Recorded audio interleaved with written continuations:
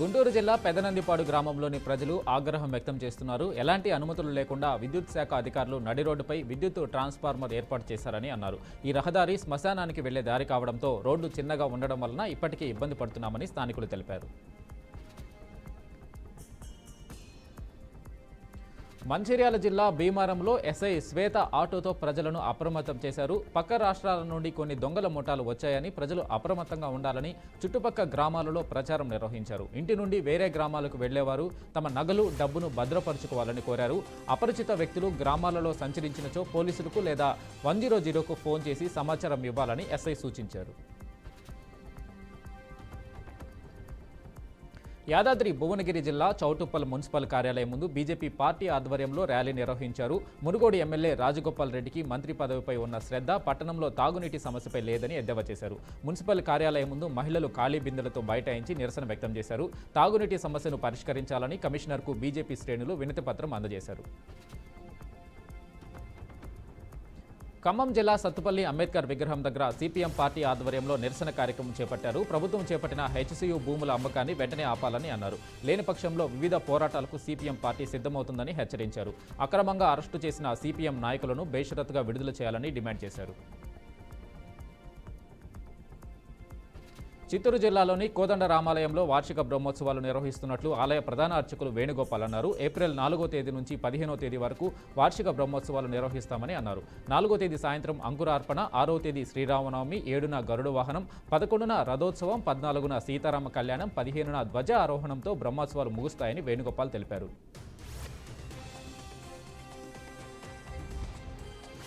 రంగారెడ్డి జిల్లా ఇబ్రహీంపట్నం పరిధిలోని కాంగ్రెస్ నాయకులు నిరాహార దీక్ష చేపట్టారు. ముఖ్య అతిథిగా పారామెడికల్ అధ్యక్షులు అశోక్ పాల్గొని జ్యోతిరావు పూలే, అంబేద్కర్, గాంధీ విగ్రహాలకు పూలమాలలు వేసి నిరాహార దీక్ష ప్రారంభించారు. జిల్లా నుండి గెలిచిన ఒకే ఒక ఎమ్మెల్యే మల్రెడ్డి రంగారెడ్డికి మంత్రి పదవి ఇవ్వాలని అశోక్ కోరారు. సంగారెడ్డి జిల్లా బషీరాబాద్లో కాంగ్రెస్ పార్టీ ఆధ్వర్యంలో మాజీ మంత్రి చంద్రశేఖర్ నేతృత్వంలో జై సంవిధాన్ ర్యాలీ నిర్వహించారు. పట్టణంలోని ప్రభుత్వ అతిథి గృహం నుంచి అంబేద్కర్ చౌరస్తా వరకు రాజ్యాంగ పుస్తక శోభాయాత్ర చేపట్టారు. బీజేపీ భారత్ మాతాకి జై అన్న నినాదం చేస్తుందని, భిన్నత్వంలో ఏకత్వానికి ప్రత్యేకంగా నిలిచే దేశంలో జై బాపు, జై భీమ్, జై సంవిధాన్ నినాదాన్ని భారతీయులలోకి తీసుకెళ్తామన్నారు. ఏప్రిల్ 2 నుంచి 8వ తేదీ వరకు తెలంగాణ వ్యాప్తంగా జై సంవిధాన్ ర్యాలీ కొనసాగుతుందని చంద్రశేఖర్ తెలిపారు. మెదక్ జిల్లాలోని గణపూర్ మండలంలో ఎమ్మెల్యే రోహిత్ రావు సన్నబియ్యం పంపిణీ కార్యక్రమాన్ని ప్రారంభించారు. నిరుపేదలకు నాణ్యమైన సన్నబియ్యం అందించాలనే ఉద్దేశంతో రాష్ట్ర ప్రభుత్వం అత్యంత ప్రతిష్టాత్మకమైన సన్నబియ్యం పంపిణీ కార్యక్రమాన్ని ప్రవేశపెట్టిందని అన్నారు. ఈ పథకం ద్వారా నియోజకవర్గంలో 72,000 మంది రేషన్ కార్డు లబ్ధిదారులు లబ్ధి పొందుతారని అన్నారు. నియోజకవర్గ అభివృద్ధికి భవిష్యత్తులో మరిన్ని అభివృద్ధి, సేవా, సంక్షేమ కార్యక్రమాలు చేస్తూ ముందుకెళ్తామని ఎమ్మెల్యే తెలిపారు. రంగారెడ్డి జిల్లా కొమరబండ గ్రామంలో శ్రీ బుగ్గ రామేశ్వర స్వామి జాతరకు ఏర్పాట్లు జరుగుతున్నాయని ఆలయ కమిటీ చైర్మన్ తెలిపారు. అతి పురాతనమైన ఆలయంలోని స్వామివారిని ఒకసారి దర్శిస్తే తమ కోరికలు తీరుతాయని భక్తుల యొక్క అపారమైన నమ్మకమని ఆలయ అర్చకులు తెలిపారు. ఈ గుడి ముందు ఉన్న గుండంలోకి నీరు భూమి నుండి బుగ్గ రూపంలో పైకి రావడం ఇక్కడ విశేషమని వివరించారు. జాతరకు విచ్చేసే భక్తులకు ఎలాంటి అసౌకర్యాలు కలగకుండా అన్ని రకాల ఏర్పాట్లు చేశామని ఆలయ కమిటీ చైర్మన్ చెప్పారు. మహబూబాబాద్ జిల్లా కేంద్రంలోని 10వ తరగతి హాస్టల్ విద్యార్థులకు మాజీ ఎంపీ కవిత హరితమ్మ ఆధ్వర్యంలో ఉచితంగా ఆటోలు పెట్టి సేవలు అందజేశారు. సుమారు 20 ఆటోలను గత వారం రోజులుగా ఉచితంగా విద్యార్థులను పరీక్ష కేంద్రాల వద్దకు తీసుకువెళ్లి తిరిగి హాస్టల్ వద్దకు ఉచితంగా దింపారు. ఎండ తీవ్రత ఎక్కువగా ఉన్నప్పటికీ మా కోసం కవిత, హరితమ్మలు ఉచితంగా ఆటోలు పెట్టి సేవలు అందజేసినందుకు వారికి, వారి టీం సభ్యులకు విద్యార్థులు ప్రత్యేక ధన్యవాదాలు తెలియజేశారు. హైదరాబాద్ సోమాజిగూడలోని ప్రెస్ క్లబ్లో మున్నూరు కాపు నాయకులు సమావేశం నిర్వహించారు. రాష్ట్రంలో మున్నూరు కాపులు ఎదుర్కొంటున్న సమస్యలను ప్రభుత్వం దృష్టికి తీసుకెళ్లేందుకు ఏప్రిల్ 13న జలవిహార్లో సింహగర్జన సన్నాహక సభను నిర్వహిస్తున్నట్లు తెలిపారు. గత ప్రభుత్వంతో పోల్చితే ఈ ప్రభుత్వంలో మున్నూరు కాపులకు తగిన ప్రాధాన్యత దక్కడం లేదని ఆవేదన వ్యక్తం చేశారు. మున్నూరు కాపు ఫైనాన్స్ కార్పొరేషన్కు చైర్మన్ ఏర్పాటు చేయాలని, మంత్రివర్గంలో మున్నూరు కాపులకు అవకాశం కల్పించాలని డిమాండ్ చేశారు. ఈ సభకు రాష్ట్ర వ్యాప్తంగా మున్నూరు కాపులు పెద్ద ఎత్తున హాజరై సభను విజయవంతం చేయాలని కోరారు.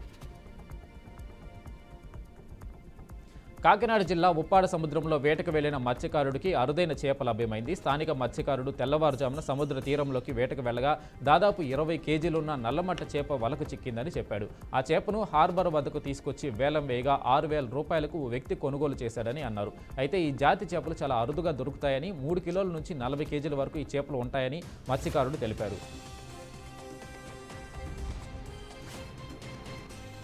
మెదక్ జిల్లా పటాన్ చెరువు ఔటర్ సర్వీస్ రోడ్డులో రోడ్డు ప్రమాదం చోటు చేసుకుంది. ఇంద్రేశం వెళ్లే సర్వీస్ రోడ్డులో బైక్పై వెళ్తున్న వ్యక్తిని కారు ఢీకొట్టిందని స్థానికులు చెప్పారు. ఈ ప్రమాదంలో బైక్పై వెళ్తున్న వ్యక్తి అక్కడికక్కడే మృతి చెందాడని అన్నారు. సమాచారం తెలుసుకున్న పోలీసులు ఘటనా స్థలానికి చేరుకొని మృతుడు బీరంగోడుకు చెందిన వెంకటేశంగా గుర్తించి కేసు నమోదు చేసి దర్యాప్తు చేపట్టారు. హనుమకొండ జిల్లా రామ్నగర్లోని మంత్రి కొండా సురేఖ ఇంటిని కాకతీయ యూనివర్సిటీ విద్యార్థులు ముట్టడించారు. హైదరాబాద్లోని హెచ్సియు భూములపై పోరాడుతున్న విద్యార్థులపై అక్రమంగా లాఠీ చార్జ్ చేస్తున్నామని అన్నారు. యూనివర్సిటీ భూములను కాపాడాలని డిమాండ్ చేశారు. ముఖ్యమంత్రికి వ్యతిరేకంగా నినాదాలు చేసి కొండా సురేఖ ఇంటి గేటు వద్ద విద్యార్థులు బైఠాయించి నిరసనలు చేశారు. నిరసన చేస్తున్న విద్యార్థులను అరెస్టు చేసి సుబేదారి పోలీస్ స్టేషన్కు తరలించినట్లు పోలీసులు తెలిపారు.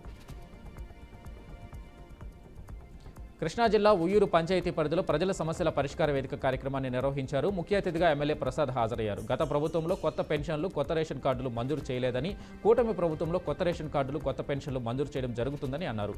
నగరం నుంచి నీటి సమస్య, డ్రైనేజీ సమస్యలు, ప్రజల ఆరోగ్య సమస్య, చికిత్సా సదుపాయాలు తెలుసుకుని ఎటువంటి సమస్యకైనా పరిష్కారం చూపించడమే మన ప్రజా దర్బార్ అంతిమ లక్ష్యమని ఎమ్మెల్యే తెలిపారు.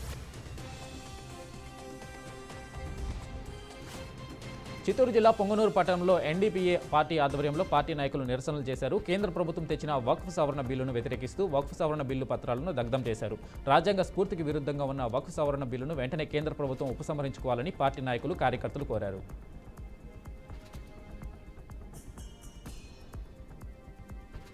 నిర్మల్ జిల్లా కడెం మండలంలోని పెద్దూరు ప్రభుత్వ ప్రాథమిక పాఠశాలలో గుర్తు తెలియని దుండగులు చోరీకి పాల్పడిన ఘటన చోటు చేసుకుంది.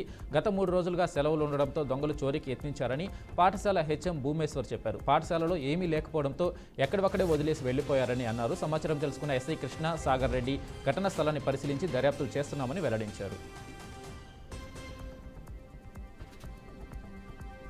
కాకినాడ జిల్లా పెద్దాపురంలో మరో యువకుడి మృతదేహం లభ్యమైన ఘటన చోటు చేసుకుంది. నూకాలమ్మ తల్లి జాతర ఉత్సవాలకు జగన్నాథపురం ప్రాంతం నుంచి వచ్చిన భక్తుల కుటుంబాలకు చెందిన విశాల్ కోప్పడి బాలు ఏలేరు కాలువలో స్థానానికి దిగి గల్లంతయ్యారని అన్నారు. ఉదయం విశాల్ మృతదేహం లభ్యం కాగా మధ్యాహ్నం బాలు మృతదేహం లభ్యమైనట్లు ఎస్ఐ మౌనిక తెలిపారు. ములుగు జిల్లా ఏటూరు నగరంలోని కలప డిపోలో మంటలు చెలరేగాయి. కార్యాలయం వెనుక ఉన్న అడవిలో అకస్మాత్తుగా నిప్పంటుకుని ఆ మంటలు కార్యాలయం ఆవరణలో ఉన్న దొంగలపై పడ్డాయని స్థానికులు తెలిపారు.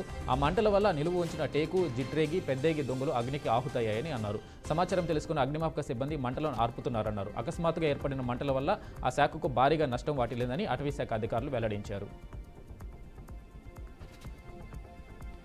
నెల్లూరు జిల్లా బుచ్చిరెడ్డిపాలెం బైపాస్ రోడ్లోని ఓ దుకాణంలో 3 యువకులు బీభత్సం సృష్టించారు. గిరిజన కుటుంబానికి చెందిన గోపి పెయింట్ పని చేసుకుంటూ చిన్నపాటి హోటల్ నడుపుకుంటూ జీవనం సాగిస్తున్నారు. గతంలో ఓ ముస్లిం మహిళను ప్రేమించి పెళ్లి చేసుకున్నట్లు తెలిపారు. కొద్ది రోజుల క్రితం కొంతమందితో వివాదం ఏర్పడిందన్నారు. దానిని మనసులో పెట్టుకుని తమపై దాడి చేశారని ఆరోపించారు. తన భార్యపై అసభ్యకరంగా ప్రవర్తించి దాడికి దిగారని కన్నీటి పర్యంతమయ్యాడు. వారిపై చట్టపరమైన చర్యలు తీసుకోవాలని పోలీసులకు విజ్ఞప్తి చేశారు.